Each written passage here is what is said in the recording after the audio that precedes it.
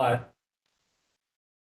morning. My name is Christopher Iannella. I will chair the meeting. To my left is Councilor DiPaolo. A few of the other councilors should be in momentarily.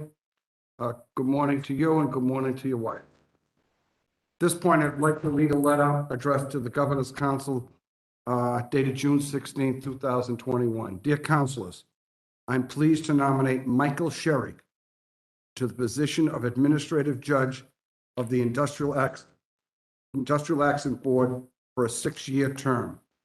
Sincerely, Charles Baker, Governor. So at this point, Mr. Sherry, before we hear from you, I know you have folks who want to speak on your behalf. I did receive a call from Attorney Michael Occasion, who I have the highest regard for. My understanding, if I'm right, he has a prior commitment. He was scheduled, this hearing was scheduled for an earlier date, but because of a scheduling conflict with the governor's office, our office, and whatever else, he now is no longer able to be here, but he did write a letter and they'll be part of the record. Thank you. So at this point, we'll hear from Michael O'Malley. Good morning, sir. Good morning. Thank you so much. My name is Mike O'Malley. I'm a member of the Massachusetts Bar, and I've been a member since 1983. My connection with Michael is that I worked with him as a colleague and with him in the same office at Liberty Mutual for more than 20 years. And in that regard, initially Michael worked up at the Worcester office for Liberty Mutual, then the Andover office for Liberty Mutual, but then he joined the office that I was assigned to in Raynham, Mass. In 1999. Now, I'd just like to speak to 4 points concerning what I think is Michael's qualities and qualifications for this position as a DIA judge. Oh, and by the way, just to let you folks know, although I did insurance defense work for 25 years or so, for the last, I don't know if these years add up, but for the last 10 years or so, it's been predominantly, if not exclusively, plaintiff's work. So you're on the right side. How about this? I'm on the side that's now paying the college tuitions for the O'Malley family. And then in connection with my years of experience, my practice has been predominantly civil tort, either insurance defense or a plaintiff side tort. But I did, back in the old days of Liberty Mutual, we had to be sort of a jack of all trades. And I did do workers' comp for a year or so back in the 80s. But just hitting on 4 points, which I think speak to Michael's qualifications. And first, his work ethic.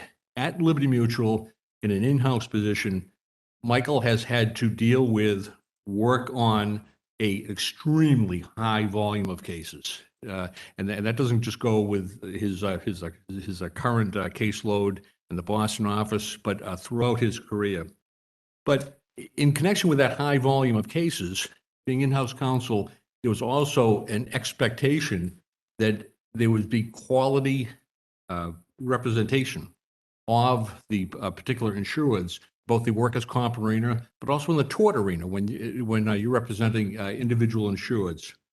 But Michael, notwithstanding the high volume of cases, the high expectations of quality representation, I always found Michael to be not only extremely efficient, extremely diverse, extremely organized with regards to his practice, but he was always prepared. And whether or not that is that's a workers' comp case up at the DIA, or back when he was doing tort up at the BMC or Brockton Superior Court. Next, I'd like to speak to just the knowledge base I think Michael will bring with him should he be appointed. Just with regards to his knowledge of Chapter 152, his knowledge of the Act. Michael has a thorough working knowledge of Chapter 152, but it goes beyond just the 4 corners of the Act. The black and white verbiage, the regs, the statutes, et cetera. I think with Michael's years of experience, he also probably encountering everything under the sun as it pertains to the handling of a workers' comp case. He will be thoroughly familiar and comfortable with applying that black letter law to everyday life situations that he'll see on a daily basis. Next, I'd just like to speak to Michael's familiarity with the Department of Industrial Accidents. This is a fellow you're not going to have to give a GPS for him to find his way to the Worcester DIA or the Fall River DIA.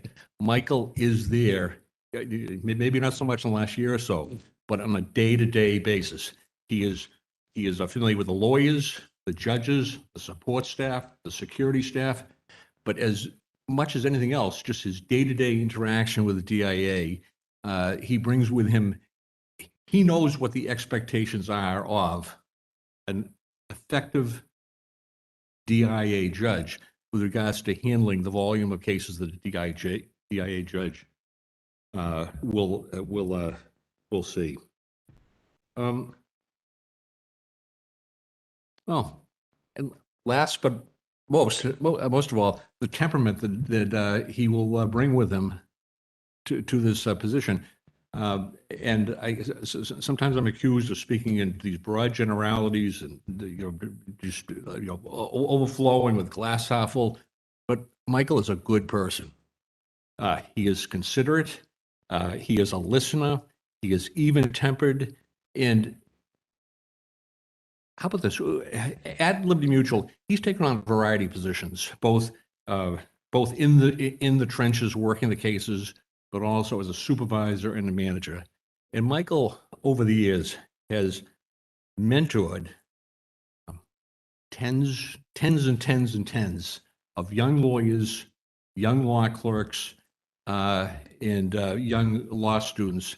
And I think that mentoring is just indicative of his ability to pass on to others his knowledge base, not only of workers' comp, not only of the tort system and whatever is expected in his managerial duties, but also how a lawyer is expected to act when he or she is in front of a judge, a DIA judge, Superior Court judge, et cetera, et cetera. So I will conclude with that, but I'm going to end on this note. Michael is following in some pretty big footsteps. Before him, we worked with Peggy O'Neill, and Peggy sits on the DIA. She's predominantly down in Fall River.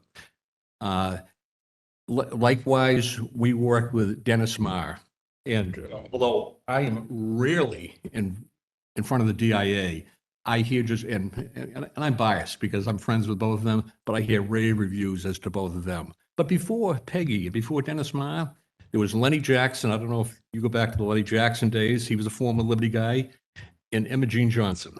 So I am hopeful that Michael gets this position, gets appointed to this position, and I unequivocally and without reservation recommend his appointment. Thank you.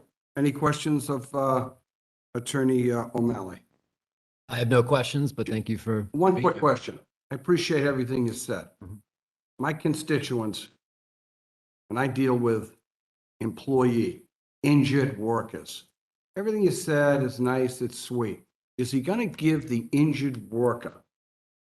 I don't like him to be fair. If it's a close call, is he going to go on the side of the injured worker? Because this act is for the benefit of the injured worker. Give me a sense on that. I understand the statutory purpose of the act. How about this? I will answer the question in this manner. I don't think there is a single plaintiff side, employee side attorney in the Boston area, Fall River area, Worcester area that will have any beefs having Michael Sherry hear his or her clients. That's good enough for me. Thank you. Thank you. At this point, we'll hear from the nominee, Michael Sherry. Give us a brief background as to your work history, your education background, and why you think this council should approve you as an administrative judge of the Department of Industrial Accidents. And I'd like to start with some thank yous because it was a long process of interviews during some very trying COVID situations, and I appreciate all the consideration I've gotten. I'd certainly like to thank you, Councilor Iannella, for chairing today's meeting, and all of the members of the Governor's Council who I've had opportunities to to introduce myself, to answer questions, answer concerns. The questions were good. The questions were things that I would have been asking if I was sitting in the position of passing on myself for this nomination. I certainly thank Governor Baker and Lieutenant Governor Polito for accepting my application and reviewing my application and feeling that I am someone that should be nominated for this position. Also, my meetings with the Judicial Nominating Commission with Lauren Green Petrino and legal counsel Bob Ross. That was an in-person meeting in kind of the high point of COVID, which was an interesting process, but a great meeting, a great discussion, and I appreciated that we went through some important issues. Also in that process, the interim director of the DIA, Sherry Bowles, and Senior Judge Omar Hernandez, and Judge Hernandez has been very supportive and very encouraging through the process, and I truly appreciate that, and I look forward, if my nomination is approved, to working under him for a foreseeable future, because he is a great person to work with and work for. And members of the advisory board who took the time to ask me questions, many of them were on the employee side. Many of them had those similar questions, and I gave a similar answer that Michael gave, that I can't speak for an employee, but I know I've received many calls from employee attorneys, injured worker attorneys, who were supportive and said I would have no issue bringing my case before you to decide. Certainly Michael Occasion for writing a letter in support and would have been here if he could have, but I appreciate that he sent a letter that's highlighting my qualifications, and Mike O'Malley from coming in here today and speaking. Also my wife of 30 years, Ann Sherry, and our adult sons, Nick and Joe, for always being there and supporting my decision to pursue this opportunity and to serve at the DIA. And my wife probably has more public service experience than me, because I've been handling cases in law. She's been working at community bank, but as a community banker, she's worked closely with fiscal education, student banking programs, and working with our town's affordable housing trust to bring affordable and workforce housing to our community, which is a pressing need. And I applaud that she takes the extra time to do that. As far as my family, my dad was a World War II veteran who went on to work for the government as a map maker in the defense field. And he came from a generation where people went to work every day and never saw a doctor unless they absolutely needed to see one. And I really wish he didn't do that, because he may have still been here, or I may have still had more time to enjoy with him. And that's something I would bring to a DIA position, understanding that pressure, that people don't want to be out of work. And if they are dinged up a little, they'll continue to struggle through. And those are a lot of the cases we see. We see a lot of repetitive motion injuries where someone sucked it up for a while and they just got to the point they couldn't work anymore, and then the case got contentious. And from seeing how my dad went through that, that's something that resonates with me, is something that I would be able to see and be able to have that as part of my knowledge base in deciding those cases that people do struggle through when they probably shouldn't. My mother, Anna Sherry, is 95 years old, still plugging along, lives with us in Medway. She was a first generation US born in her family, worked in factories in Pawtucket and Central Falls, Rhode Island, went on to nursing school and to become a registered nurse, and did that for a number of years before transitioning to the role of a full-time mother for me and my brother Joe, and doing an excellent job at home with us. And again, another thing that brings to me from my experience going forward is that I saw what it was like to be in a single income family back in those days, and the sacrifices my parents made to make sure that my brother and I had everything we needed. And knowing that we're in a day now where we not only don't have many single income families anymore, we have multiple income and multiple job families, and that those are a very, very tough times to make ends meet. And that's something I would bring to the DIA, knowing that. I went to Boston College, and I put this out there, not to brag, but I was fortunate enough to play on the golf team there for 3 years. And the one thing that really taught me was that the spring semester golf schedule is very condensed. And we have to balance our school and our commitment to the sport in a month where every day there's something going on. And to me, that's something that really brought organization to me, really brought the need to be able to effectively review stuff in an efficient manner and to bring that organization that's required for a high volume like the DIA. While at the same time, at the DIA, it's a high volume, but at the same time, I have to understand as a judge that it's a part of a song of a friend of mine's. That's the phrase is, I'm a paycheck away from living on the street. And that's something I have to bring to my job. I know I have efficiency. I know I have to process so many cases to keep things moving. But at the same time, I have to understand that the injured worker could be a paycheck away from living on the street. And my decision on their case is something that is much more life-altering for them than me checking a box that I heard a case. Likewise, on the employer end, the other stakeholder, that they could be an experience modification or a self-insured retention away from maybe laying an employee off. So I have to take that seriously. At the same time, I don't have to make everyone happy. I have to decide the case by the law of an employee benefit statute. And if the law says that benefits are entitled, I award the benefits. At the conference level, where there is no witness testimony, it's only review of records, I have to determine, is it more probable than not that this employee will prevail? And if it is, then they should be awarded their benefits. And at the same time, I have to treat that case seriously. I can't make any of the stakeholders feel that I was running the place like a drive-through at a Dunkin' Donuts, that I considered what they had to say, that I heard their arguments, and while I may not have found in their favor, it was not because I didn't think it through, and address the reasons for the decision I'm making. And to me, that phrase is very important. And having that ability to put yourself in the shoes of the person or the people who are on the other side of the table from you, and making them feel that they were heard, their opinions were respected, and that they were considered. At Boston College Law School, another thing from my end, I got a great legal education there. But Boston College Law also always put the public service aspect of the law into the equation. And to me, this is an opportunity in my life to do service for the Commonwealth, to do service for the public, to do more service than just representing clients and their interests and their needs. It's a chance to do something bigger picture. And I look forward to doing that.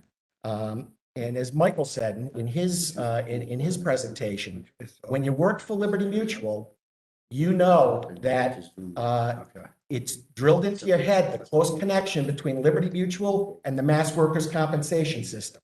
That they were founded together, they were founded in that same context, and it's always something that you aspire to handle workers' compensation cases and to learn as much about the Act and the history of the Act. And as Michael said, we had many lawyers come through Liberty who went on to judicial or administrative judge positions at the DIA. And he named several. The other one I throw in as well on that is Judge Pearson. Barbara Pearson also was an ALJ at the DIA for a stretch of time. And again, some of the philosophies, I know your question, Councilor Ianella, was about the statute and applying it. And yes, I'm fully aware it's an employee benefit statute, and that's what it's there. That is what it's there for. That anything a tie or in the vicinity of a tie goes to the employee, because the employee is the one who's supposed to be benefited by this statute. They've given up the right to sue in tort for pain and suffering. They've got wage replacement, they've got scarring and disfigurement, they got medical. Personally, from my end, one place that it doesn't get seen at the DIA is the discussions I have with Liberty adjusters before a case gets into litigation. I get countless calls a day by an adjuster saying, should we pick this case up or should we deny the claim? And I always fall back to one of my core beliefs is that if the purpose of the Comp Act is to get injured workers treated and back to work, or back to work that is suitable for them, to do that, they need to have continuation of their benefits. If they deserve their benefits, they should be continued on their benefits and they should be receiving a check so they can focus on getting better. They shouldn't have to focus on the bill collector pounding on their door. Likewise, on the treatment end, if an employee needs treatment, it's reasonable and related, they should be getting their treatment to get better. Any of us who have done, although we're not doctors, we read a lot of medical records, we review a lot of medical records, we have clients with a lot of injuries. Injuries do not get better over time.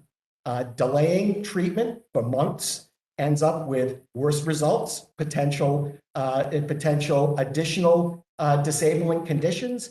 And from my end, if someone deserves a check, they should be getting a check. If they need treatment, they should be getting treatment. And the employer should be making a bona fide effort to get them back to some type of work to transition into if possible. And if not, then the Act provides for those additional benefits, permanent total disability and things of the like. And I'm not afraid to decide cases. I know I'm at least going to not make one person happy.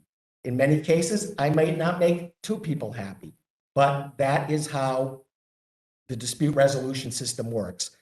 We do the best we can with the evidence we have. We make the right decision. We try to explain to someone that we've made the right decision, and we hope they understand it. And at the end of the day, that is what I believe I'm bringing to the table. I don't want to go on too much longer, so I will leave it open to any questions that anyone may have. But I certainly thank you for this opportunity, and I look forward to hopefully getting a positive result on my nomination. Thank you. Councilor Kennedy, you have a... I don't have any questions for you. We spent a lot of time on the phone. Yes. Quite a bit of time. I will say that I got a text from Judge Omar Hernandez this morning. I think probably everybody did, fully supporting your nomination, that he couldn't be here today. He's somebody that I have a lot of respect for. I can tell you that your counselor has been a big fan of yours and got very enthusiastic about your nomination, Councilor Iannella. You seem to have the background, the temperament. You get what the workers' comp statute's about. Just a few words I heard you say today in terms of it being about protecting the injured worker. So I'll be voting for you next week, and I look forward to it. Thank you. Thank you very much. Councilor DiPaolo. Yeah, thank you, Councilor Iannella. Good morning. Good morning. Your presentation was thorough, and a lot of my questions were explicitly addressed. And I thought you raised an interesting point about workers who will delay treatment, will try to stay on the job, because most people want the dignity of work, and most people are living paycheck. Strike that. Many people are living paycheck to paycheck. And I appreciated that perspective and your sensitivity to the injured workers' situation and really their family situation too. We just heard you indicate that when it's a close call, it goes to the injured worker, at least in the early stages, so they can continue whatever path they're on to get back to work. And finally, you addressed my final question was going to be the volume coming through and how you are going to be able to maintain your sensitivity to each individual case and each individual injured worker in spite of dealing with that volume. And I was very satisfied with that response. We heard great things from folks who've worked with you and who work in this field. And so I have no questions for you this morning. Thank you very much. Councilor Marilyn Petito Devaney. Thank you. Nice seeing you again. Nice seeing you. Quite a day out there. I followed an accident on the way, so didn't start out too good. So first of all, I want to thank you for all the time that you afforded me. It was a pleasure to meet with you. And you're now in the Hall of Fame for the Belgian waffle. First of all, what I saw in you when I met with you was compassion and empathy. And every judge needs those qualities, but especially these people looking to put food on the table. I like what you said when you wanted to, they asked you to add anything favorable or unfavorable. and you said that I believe my legal background has helped with empathy in putting myself in others' shoes. The DIA can seem like the same case 100 times over. So it is important to remember this may be an employee or employer's first experience with the process. They need to feel they were heard and their position was thoughtfully considered. As I am used to handling a high volume of cases and multiple proceedings a day, I feel I am equipped to handle cases efficiently and issue timely decisions. That's great. I want to tell you, I got a call from Omar Hernandez. He regrets he couldn't come to the hearing, but he couldn't say enough adjectives about you. He said that you are, you have empathy, you have compassion, you are so highly qualified, and you would be such an excellent addition to the board, and that you have the temperament that we need in a judge on the Industrial Accident Board. So I'm sorry he couldn't be here. I want to ask you, you've had hundreds and hundreds. How many cases would you guess? Over 30 years, 3,500 to 4,000. Can you imagine that? Wow, that's great. And no contributions. That's great. So when you look back at the years that you've served, is there one person that came before you that you'll always remember? And probably it was the most difficult one that you faced. You know, it wasn't, and unfortunately, it happened a number of years ago, so I don't remember the employee's name. But one of the interesting concepts we have on our practice is that sometimes we have the insurer dealing directly with a client who is not represented. And when they settle their case, even though I'm the lawyer for the insurance company, I have to prepare their lump sum papers. I have to walk them through to make them understand what the lump sum process is. That I have to explain to them why I think it's in their best interest, but the judge is going to be the one who's ultimately going to determine if that settlement's in their best interest. And I know I've had probably 3 of those that all stuck out for the same reason, is that normally that process could be, here are some papers, show up in Fall River, I'll talk to you 10 minutes ahead of time in the lawyer's room, and we'll go through this, which is not the right way to handle that. I took the time to meet with that person by telephone, to meet with them afterwards, after they had received the papers, reviewed them, said, call me, let's talk about any questions you have. I want to make sure you're comfortable with this. And meet at the DIA a half hour in advance just to go over any last minute questions and to present that settlement. And at the end of 3 of those settlements, the amount of thank yous and appreciation I got from those people, that you didn't have to do this, you're working for the insurance company, you could have just said, here, sign this and take your chances with the judge. And they appreciated that I talked them through it. They weren't my client.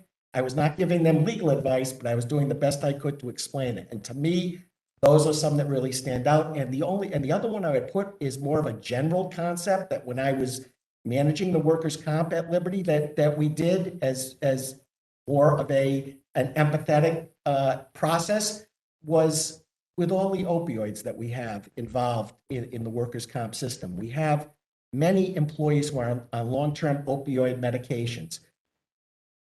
They get sent to a medical doctor chosen by the insurer who says, this person no longer needs that opioid. And I've got an adjuster saying, can we cut that off? And my feeling has always been, and the policy that we developed at Liberty was, no, we're not going to unilaterally cut off an addictive medication. Even though the DIA system was not built to do this, what we do is we file what the DIA is called a Form 108. And that's the form you file to discontinue weekly benefits from an employee. But we would submit that form in, and in the explanation box say, we're looking to discontinue or modify their opioid medication.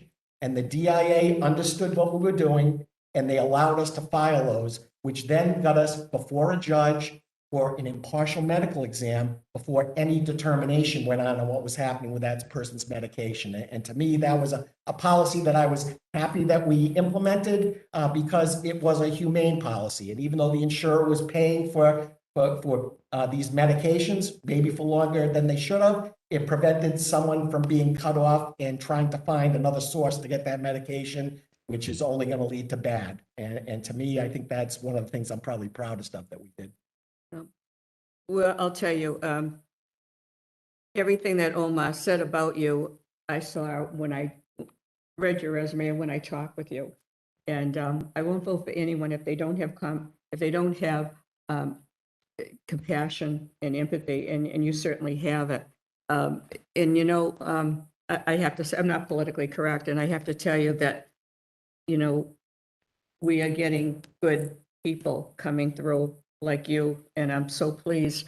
And I've been here long enough to know the political friends want to be on the district and superior court, so they don't jump the line. That's why we've got you. That's why you're qualified, and you deserve it. The thing is that, you know, I'm looking at you must be out every day, whether you're before the courts or whether you're in industrial accident board. You've gone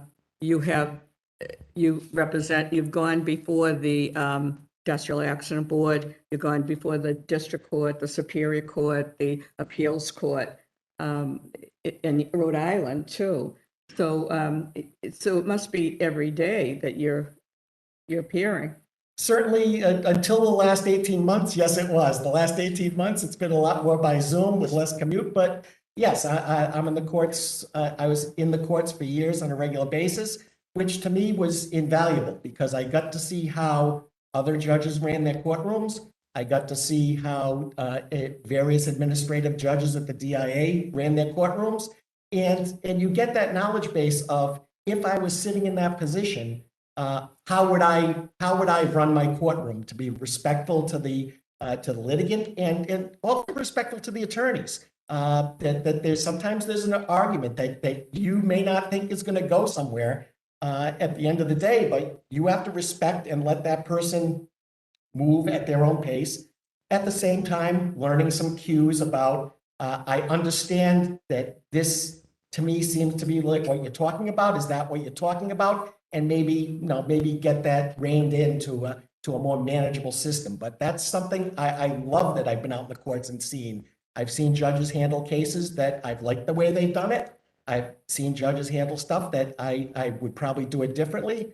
At the end of the day, I've won cases, but at the end of the day, I've practiced a lot of mass workers' comp, which for the insurer attorney does not provide many glaring wins that you get. But at the end of the day, if I lost a case, but I read that decision and I saw that the judge understood what I was arguing, understood the points I was making, understood the cases I was raising, but at the end of the day said, well, your arguments are right, but I found this witness more credible than yours. I can live with that. I can walk away from that case and feel good about what was done. And that's how I would want people to feel, to make them feel they were considered. And really, that's what I've seen from being in the courts as much as I have. Well, I think the hundreds of cases you've had, I'm pleased that you've been involved with drug addiction. I mean, it goes to every court, people are drug addicted. How about with mental issues? We certainly, on the workers' comp end, we have them. It's a little more difficult in workers' comp because, and not to get too into the act, but there are two basic mental health type claims you have at the DIA. One is it's a straight psychological claim that is the only injury, that's the only source of disability. The act as it's currently written says that work has to be the predominant cause of that disability. And it's very interesting to read medicals and see how that predominant cause can be built. If it arises from bona fide personnel decisions, that could disqualify those claims. So again, our personnel decisions bona fide. Then we have a second class, which are ones that the mental illness flows from the work injury. So I've got depression because I'm not getting better and I'm not at work and I want to be at work and I'm not. And that's a simple but-for causation. And that is a very important component because people do want to go back to work. And people who can't go back to work and don't feel that they're adequately providing for their family because of it, they get depressed. Because of their pain, they can't sleep and focus as much as they used to. And maybe not enough to work in front of any dangerous machinery in a workplace. So again, to me, we've dealt with a lot of that. We certainly don't deal with it to the extent of traumatic brain injury in a trucking accident case, but at workers' comp, we deal with it. It's important. And for me, I think I understand the various proofs and the various types of claims that are easy to consider, and of the ones that are more difficult to consider, those are going to be medically complex. We're gonna need to see what all the doctors have to say. Those cases probably don't fit in as the impartial being the be all and end all. And certainly I'm willing to dig into those medicals and read them and review them and determine what I find is the more credible medical opinion and apply it.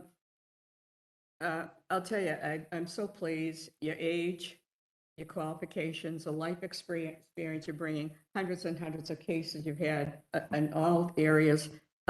Now, this would be hard to answer, but in all your years of legal work, is there one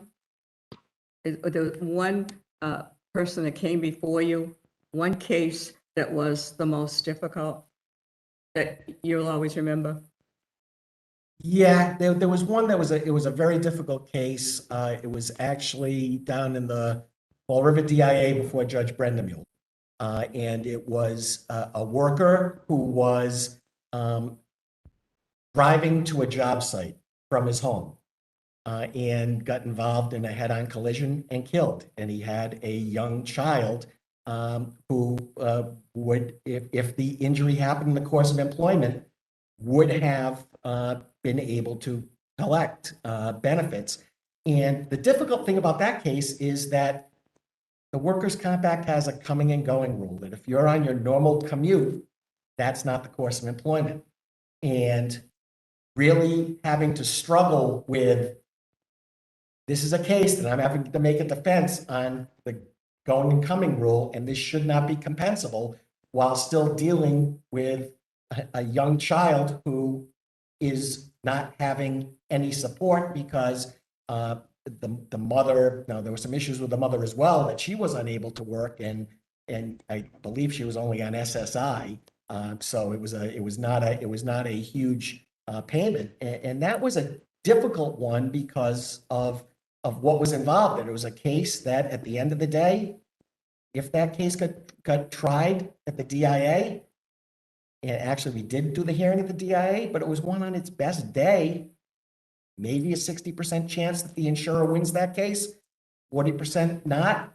Judge Brendamule, very compassionate person. I knew that Judge Brendamule, if there was a way that she could find that the going and coming rule didn't apply, she was likely to do so. And going and coming rule is always a difficult one because that's one when going and coming was created, it was created back in the days where people had a fixed place of employment. They went from home to their place of employment. They went home.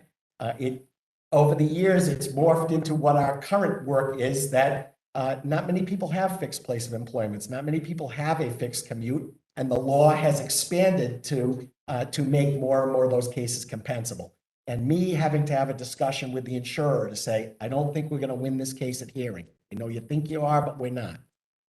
We're going to have to take this up on an appeal. If we take it up on appeal, do you want this being a case that might issue a written decision that is more far-reaching than this singular case? So to me, that was the most difficult one because my employment, my attorney-client relationship said, fight this case, deny this case, take this case to the Supreme Court if necessary. But at the same time, I had to have those discussions with the insurer in such a way to explain to them what the potential pitfalls were. And even though that might be the way that the case should go, is that the case that you really want it to go? And that was a lot of hard discussions before we got that case resolved. Well, I mean, there's there's no question that I can ask you that, that even comes up that I question your ability. It is amazing. Your questionnaire is amazing. The whole legal, years has been involved in this particular avenue. And I can't be more pleased that you applied and you're appointed. And I know Omar is thrilled. I mean, we've been asking to fill those positions for so long and so well too. So I'm really pleased that that you were appointed. It makes it a little easier for me for the ones on the district court and superior court that shouldn't be there. So but it was such a pleasure to meet you. And again, Omar was so disappointed he couldn't make it, but there wasn't enough he could say about you. And so I'm very pleased for you, really. Thank you so much. Thank you. Thank you. Before I introduce Counselor Duff, my only suggestion, sir, I'm actually, I think, the only one of all the counselors who does workers' comp. I think you make it a little too complicated. When you talk about the going and coming, it's like way over people's heads. So if you could make your answers a little simpler. You did mention Judge Brennemule. If you could be 90% as compassionate as Judge Brennemule, you'd be doing a great job. There weren't many judges as compassionate. And my understanding, talking to the employee bar, Judge Brennemule was a judge. If she could find a way, should rule for the employee. And I just hope that's the type of judge you're going to be. Counselor Eileen Duff, any questions? I apologize for being late. Traffic is back, which I think might be a good sign for the economy. You have a great resume. You're eminently qualified. I'm going to touch on some of the questions that Councilor Iannella and I spoke about to the last candidate who was up for the same court. And that is, and in fact, there was a great article in the Globe about it this morning. The nature of work has forever changed. And you will be facing new challenges as a judge of maybe even on that very rule, because he is the Council Iannella is an expert on this, but when are you coming and going if you're working at home, right? Right. And so, what happens if you have a slip and fall at home? Have you had a chance, and this is not a trick, but have you had a chance to think about this or have discussions with other attorneys or folks about this? Because you're entering a whole new realm of law, I think, or the way of the law will be read. And by the way, I want to go back just 1 second. Thank you. I'm not an attorney. I appreciate your explanation from before. I'm always an advocate for the underdog.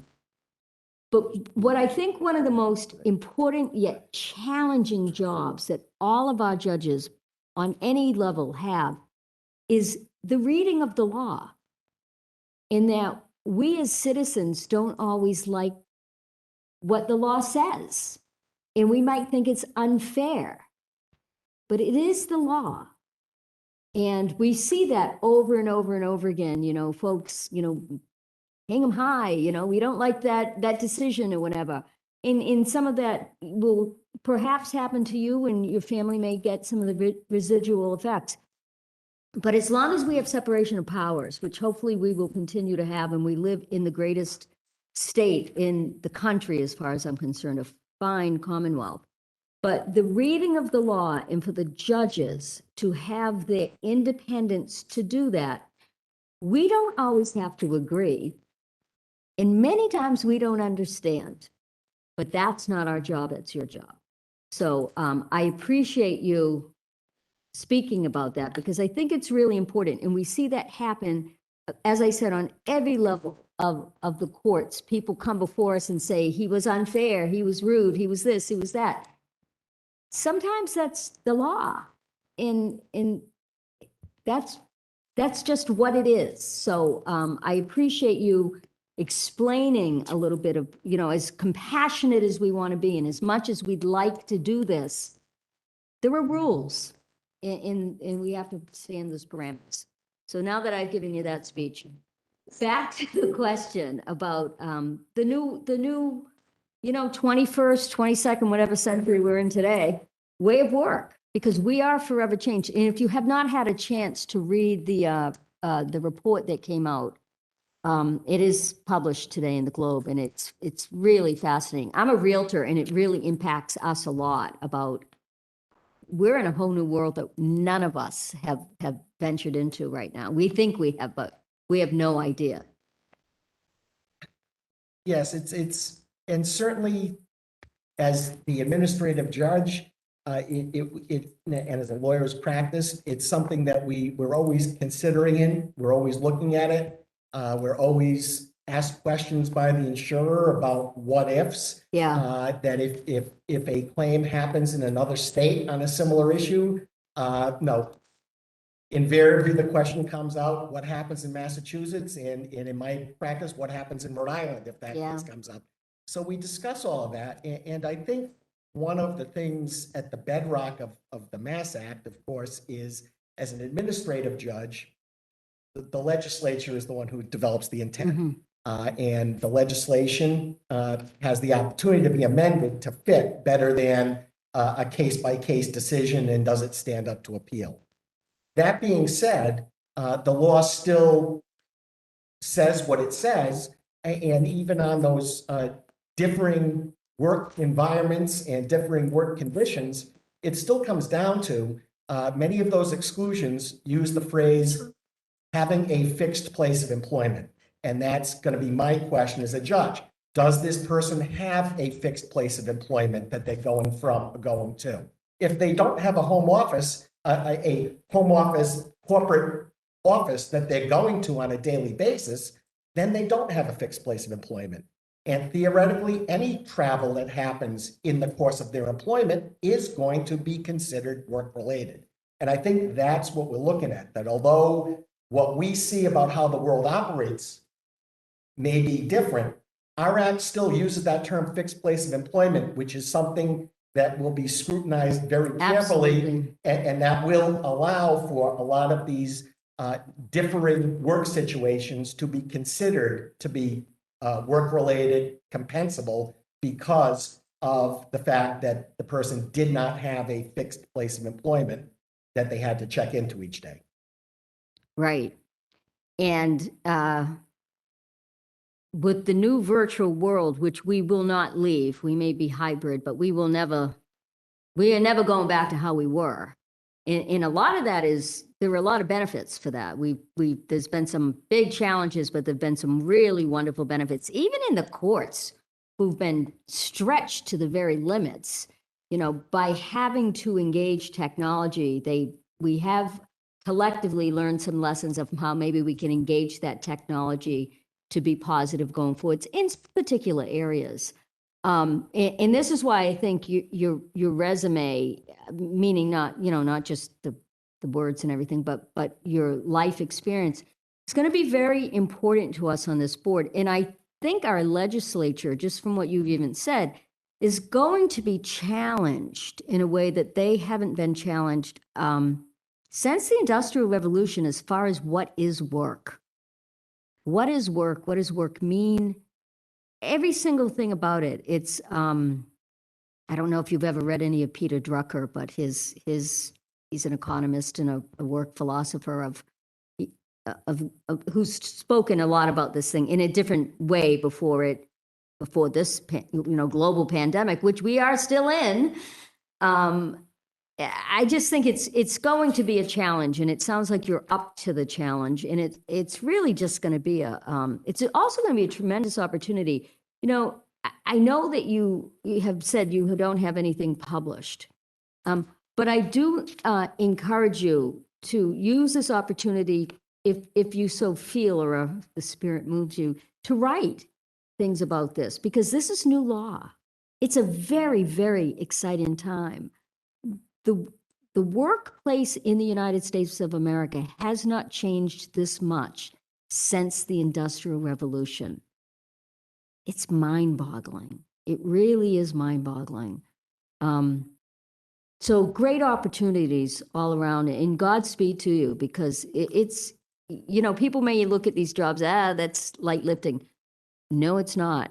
You're going in for something where every fiber of your intellect will be used, and probably the fibers of your soul will be challenged as well, because we don't have, it's a new course that we're charting. So I applaud you and thank you for applying. It is very important that people step up. You certainly could probably do very well financially in private practice, so coming to offer your services to the Commonwealth is greatly appreciated by me. And I have no further questions, Mr. Chair. Thank you very much. Few questions, just quick answers if you could. There's no question, times have changed. People are now going to be working at home. Is there any dispute? I asked this a week or two ago, the nominee. An employee alleges, or states, I should say, he got hurt at work or she got hurt at work. At home, at home. I slipped and fell in the kitchen. I mean, put the medical records aside for a second. Putting, like I said, aside, obviously there's no witnesses. I mean, how do you dispute that employee's claim that he or she got hurt and slipped and fell on a wet floor in their home? Am I missing something, or on that part of it, that it's work-related? You agree? Yes, because the only person who's testifying is the employee. They're the only credible witness. They are furthering employer's business, compensable. And as long as the medical records state, obviously the injury and the medical records state there's disability from one period to the next, I assume you got to put that person on. Am I right?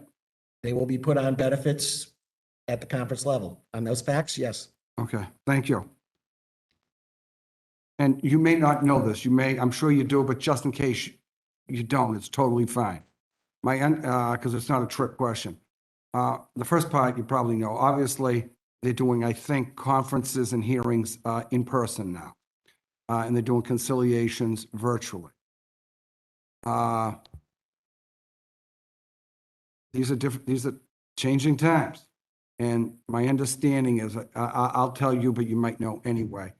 There's now going to be, did you know about it? You probably did, a virtual day for conferences. 1 day a week is virtual. From my understanding, you tell me if you agree or disagree, now you live in Worcester. And, you got, for whatever reason, you got a couple of kids. I'm not feeling great today. Oh, lousy weather out. You know what? I don't want to go to Boston for my conference tomorrow. I'm going to call Judge Sherry up and say, listen, can I do this next week on Tuesdays? That's virtual day. Any problem with that? And is that your understanding at least? Yeah, I haven't read the details about whether it has to be agreed by both sides, but That's not. I'm open to doing conferences virtually. To me, no, the hearing on the credibility issue is the one that I would need in person. A conference, I feel over Zoom, we've done it enough, or WebEx, we've done it enough. We can see, we can tell, and if that's going to be the way to get it done most efficiently, I'm open to it. Yeah, no, I agree. And for whatever reason, it could be childcare issues. I don't want to drive. I got my kid home from school sick. It's legitimate. I don't know if it had to be agreed by both sides, but it seems to me, well, what if this insurer always says no, and this insurer doesn't seem fair? But that's the way of the future. And I talked to Omar about this. I said, you may find out, but I don't think you will, because that you may need more than a Tuesday for virtual. But then I said, probably not, because the employee bar, the employer bar, they like the camaraderie. I think it's good myself when they're in person. You develop friendships, and it's a way to really eventually to move the cases because you form relationships. So I think that's good. You've done 3,500 cases. How many cases, I know you worked in Rhode Island as well, practiced in Rhode Island. How many Massachusetts workers' compensation cases have you handled? About 12 to 1,500. Okay. Because the caseload was about 150 when I was at a full caseload. And always on the employer side? Yes, employer insurer, yes. If you had to guess, just speculate, a guess, how many of those cases did the judge not issue either 34 or 35? Did you get any? I was going to say, of the 1,500, there were probably a good half of them that we went into the conference with already agreeing on a proposed order. Okay. And of the other I'm half, talking about the ones the judge had to, man, you mentioned, or somebody mentioned Judge Ma, Judge Brenda Mule. I'll give you my assessment at the end, talking employee attorneys and employer, but I'm curious as to, yeah, I would say, that you went straight out, denied. and I would say, and again, if we take the asbestos cases out of the mix too, because those tend to, everyone takes denials at conference, maybe 4 or 5% where there was a legitimate questionable issue about, someone playing soccer during a lunch break and those type of things, or just not having a medical that was Okay. remotely. I agree with you. I agree. And, yeah, that's fine. I talked to a lot of employee attorneys. The people I did speak with, Stephen Brandemule, Bill Nealon, folks at Ketchy's, they all like you. They say, this guy's going to be good. This is the best employee judges I think we've had in a long time. We had some bad ones. They weren't fair. They wouldn't give an employee a break. I like the judges we have now. There were some issues with some judges. Obviously, they didn't get reappointed because people didn't think they were fair. It's all about being fair. But I don't have any questions. I think you're going to do a great job. Just remember the employee. At the end of the day, they got to go home. They got a family. They got kids. Close call. You got to give it to the employee. At least I hope you do. But again, thank you. Good to see your wife here, Attorney O'Malley, and we will take this up at the next council assembly, and best of luck to you and your family. Thank you all for your time and consideration. Thank you. Thank you. Thank you. Thank you.